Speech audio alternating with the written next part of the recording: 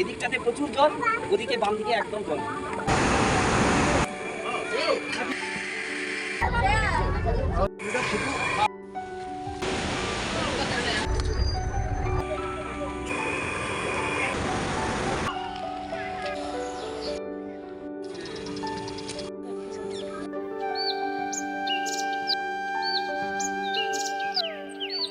শুভ সকাল বন্ধুরা, কেমন আছো তোমরা সবাই? আশা করছি সবাই ভালো আছো, সুস্থ আছো, আর আমরাও ভালো আছি। আমার আরও একটা নতুন ব্লগে তোমাদের অনেক অনেক স্বাগত জানাচ্ছি।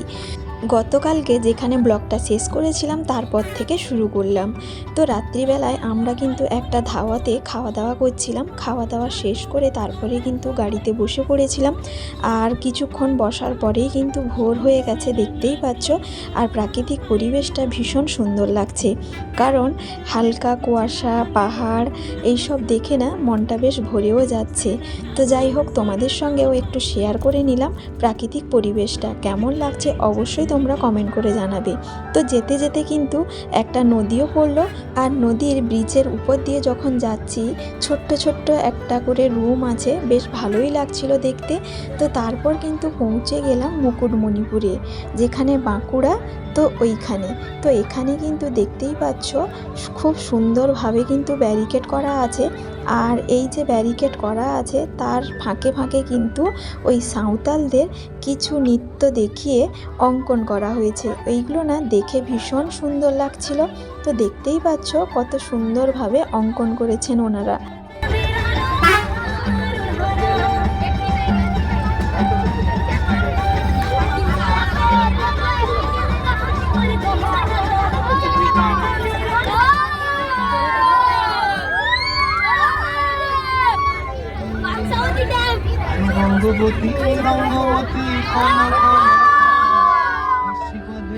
তো দেখতেই পেলে তোমরা প্রাকৃতিক পরিবেশের সঙ্গে সঙ্গে গানটাও কিন্তু ম্যাচ খেয়ে গেছে ভীষণ সুন্দরভাবে। তো যাই হোক, এখন আমরা পৌঁছে গেলাম মুকুটমণিপুরে কংসাবতী ভবনে। তো এখানে কিন্তু সেচ জলপ্রপাত দপ্তর আছে।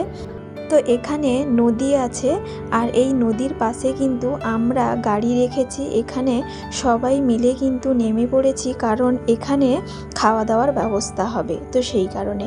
তো দেখতেই পাচ্ছ নদীটা ভীষণ সুন্দর লাগছে। আর এই বোটে করেই কিন্তু অনেক জায়গায় ভ্রমণও করা যায়। তো সেই কথাগুলো তোমাদের সঙ্গে একটু পরে শেয়ার করছি। তো যাই হোক, এইখানেই কিন্তু আমরা নেমে পড়েছি, আর এখানে সব বাচ্চারা মিলে কিন্তু এখন ফ্রেশ হয়ে নিচ্ছে। তো তারপর স্যারেরা কিছু টিফিন দেবে। টিফিন বলতে বিস্কিটের প্যাকেট দেবে, আর একটু পরে কিন্তু মুড়ি যখন খাওয়া হবে তখন একটা তরকারি রান্না করে দেওয়া হবে। তো ওইদিকে স্যারেরা কিন্তু ওই বাচ্চাদেরকে একটু বুঝিয়ে দিচ্ছে, কারণ অনেকজন বাচ্চা এসছে। তো একজন যদি বাচ্চা কোথাও চলে যায় তখন কিন্তু একটু সমস্যা হয়ে যাবে, তো সেই কারণে। তো যাই হোক, এখানে সৌম্য ব্রাশ করছে, আর আমার দাদা বৌদিরা চাও খাচ্ছে।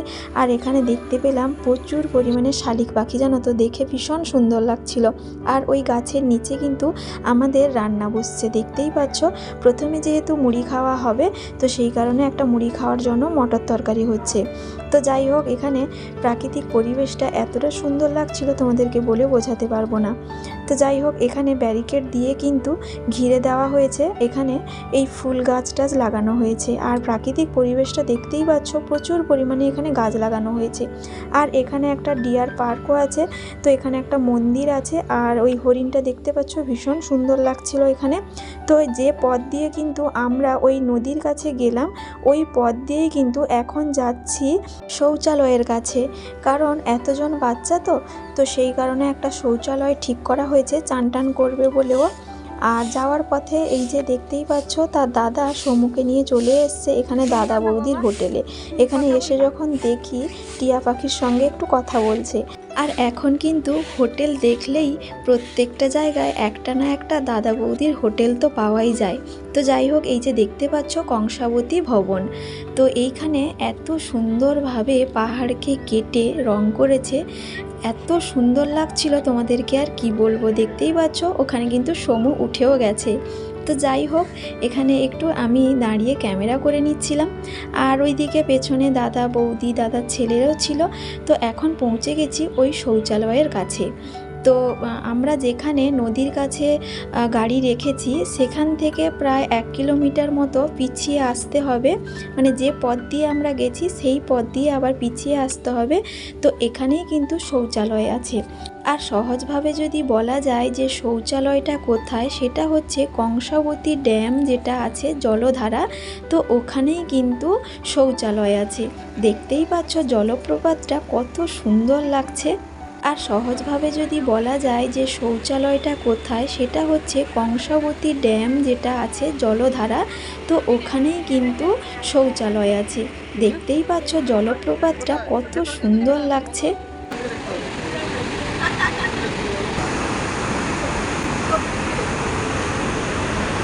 আর এই জলধারার কাছে এত সুন্দর সুন্দর গাছ লাগিয়েছে, তোমাদেরকে আর কি বলবো। পেঁপে গাছটা দেখতেই পেলে ভীষণ সুন্দর লাগছে, প্রচুর পরিমাণে পেঁপে হয়েছে। আর এখানে প্রাকৃতিক পরিবেশটাও ভীষণ সুন্দর। আর এখানে গার্ডেন টাইপের আছে, এখানে সব বাচ্চারা কিন্তু খেলাধুলাও করতে পারে। ভীষণ সুন্দর প্রাকৃতিক পরিবেশ। তো তোমরাও একবার এসে ঘুরে যেতে পারো, বেশ ভালোই লাগছে এখানকার পরিবেশটা। আর এখানেই কিন্তু শৌচালয় আছে ব্যবহার করার জন্য। একটু দূরে হলে কি হয়েছে, এখানে শৌচালয়টা কিন্তু ভীষণ সুন্দর এবং আলাদা আলাদা সেপারেটও করা আছে। আর আমরা যেহেতু অনেকজন এসছিলাম, তো সেই কারণে আমরা কন্ট্রাক্ট করে নিয়েছিলাম, তো সেই জন্য আমাদের একটু অন্যভাবে টাকাটা দেওয়া হয়েছে। তো যাই হোক, তারপরে চলে এলাম যেখানে নদী আছে, যেখানে আমাদের গাড়ি দাঁড়িয়েছে। তো সেইখানে যখন এসে দেখি রান্নাবান্না প্রায় অনেকটা হয়ে এসছে। এই যে দেখতে পাচ্ছ, সকালে মুড়ি খাওয়ার জন্য মটর তরকারিটা হয়ে এসছে, আর কিছু আনাজ করা হচ্ছে, সেগুলো কিন্তু দুপুরের খাওয়া দাওয়া হবে। তো তারপর এখানে একটু চলে এলাম সামনের প্রাকৃতিক পরিবেশটা একটু ঘুরে দেখবো বলে।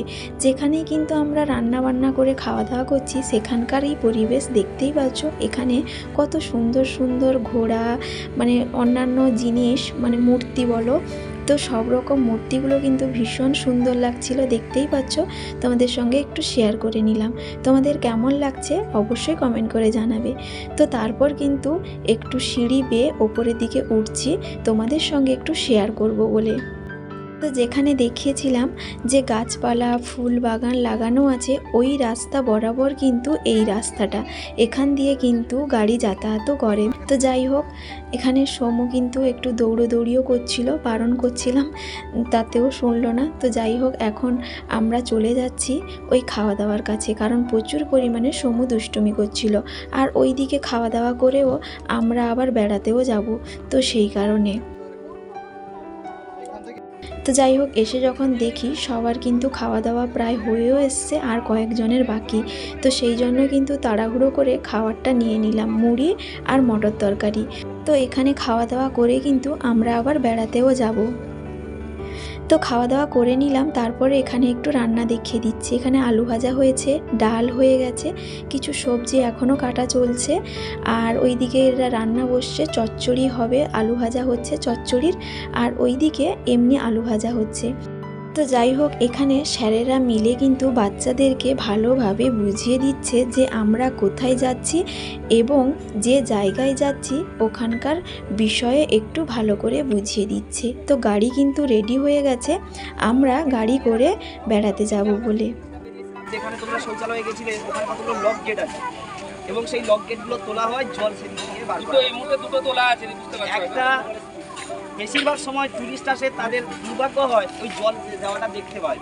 এদিকে জল থাকে, সেদিকে পাহাড়ের খাত রোদ লাগছে। কিন্তু এবারে তোমরা যে সময়টা এসছো, যে জল যে বেরোচ্ছে, এবং যারা ভূগোলের দেখবে ওখানে গেলে ওই যে লক গেটগুলো একটা রেখা করা আছে 1 2 3, মানে কত কিউসেক জল ছাড়া হচ্ছে, যেটা এখন বলে না দামোদর ডিবিসিতে জল ছেড়ে দিয়েছে 50 কিউসেক 60 কিউসেক, এই যে ব্যাপারগুলো সেগুলো কিন্তু সেখানে সিস্টেমটা করা আছে, মানে ভূগোলের কিছু জিনিস সেখানে তোমরা পাবে।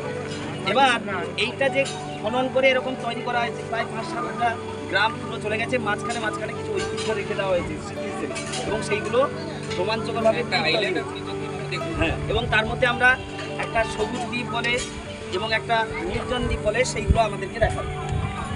আমরা কিন্তু সেইগুলোতে নৌকা নিয়ে যাই, গিয়ে উপরে ওঠা হয়, কিন্তু বর্ষাকাল মনে হয় তারা নিয়ে যাবে, মানে জঙ্গল যতটা করা যায়, ওখানে তো মানুষ নেই, শুধু জঙ্গল। এবার সাপ বা অন্য কিছু থাকে, সেগুলো মনে হয় তুলবে না, তবু আমরা নৌকায় জিজ্ঞেস করি।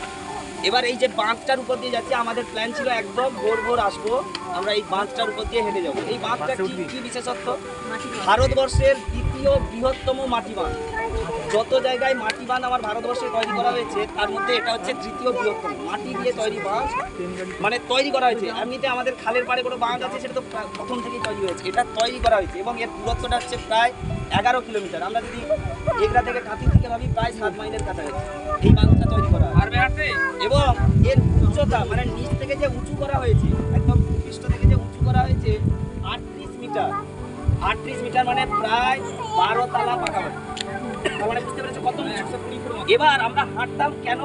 যদি হেঁটে যেতে তাহলে এর আসল সৌন্দর্য পেতে বাম দিকটাতে কত নিচে মানুষের বাড়ি, এদিকটাতে প্রচুর জল, ওদিকে বাম দিকে একদম জল, কিচ্ছু নেই জল, মানে একদম শুকনো জায়গা। সেটা গেলেও দেখতে পাবে, আমরা তো গাড়িতে যাবো, তোমরা জানলা দিয়ে দেখবে এদিকটাতে এইরকম, সেদিকটাতে সেরকম আছে। তো তোমরা তো দেখতেই পেলে স্যারেরা কত সুন্দরভাবে বাচ্চাদেরকে বুঝিয়ে দিলেন। তো তারপর কিন্তু আমরা ওই জলপ্রপাত ধরে কিন্তু চলে আসছি। আমরা কিন্তু বোটে করে এখন যাচ্ছি না, আমরা গাড়ি করেই যাচ্ছি, কারণ আমরা যেহেতু গাড়ি নিয়ে এসেছি। আর যারা গাড়ি নিয়ে আসে না তারা কিন্তু বোটে করেই যায়। তো যাই হোক, তোমরা দেখতে থাকো, আশা করছি তোমাদের খুবই ভালো লাগবে। তো এখানে পাহাড় কেটে কত সুন্দর করে রং করেছে, তোমরা দেখতেই পাচ্ছ, ভীষণ কিন্তু সুন্দর লাগছিল। আর এখানে সব থেকে বেশি কি সুন্দর লাগছে জানো তো, এই যে গাছপালাগুলো, এত পরিমাণে গাছপালা আছে তোমাদেরকে বলে বোঝাতে পারবো না। তোমরা দেখতেও পাচ্ছ কত পরিমাণে গাছপালা আছে, কারণ এখনকার দিনে না গাছপালা সেভাবে দেখাই যায় না বলতে গেলে, কিন্তু এখানে এত পরিমাণ সবুজ প্রাকৃতিক পরিবেশ দেখে না ভীষণ সুন্দর লাগছিল। তো যাই হোক, এখন কিন্তু আমরা এই বাসে করেই কিন্তু কংসাবতী নদীতে যাচ্ছি। তো এই যে এইখানে পৌঁছে গেছি, কংসাবতী নদী যেখানে আছে সেইখানে, কিন্তু নদী থেকে কিছুটা দূরে আমাদের গাড়ি দাঁড়িয়েছে, কারণ আর গাড়ি ওই সামনের দিকে যাবে না, কারণ পাহাড়ি এলাকা, তো সেই কারণে।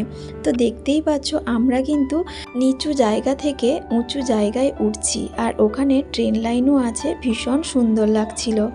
তো এই যে দেখতেই পাচ্ছ কংসাবতী নদী আর এই যে বাঁধ, এত সুন্দর পরিবেশটা তোমাদেরকে বলে বোঝাতে পারবো না। তো যাই হোক বন্ধুরা, আজকের মতো ব্লগটা এখানেই শেষ করছি, কারণ ব্লগটা অনেকটা বড় হয়ে যাবে।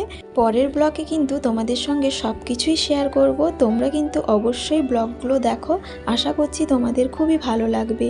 তো এখানেই ব্লগটা শেষ করছি, সবাই ভালো থাকবে, সুস্থ থাকবে, আবারও দেখা হবে।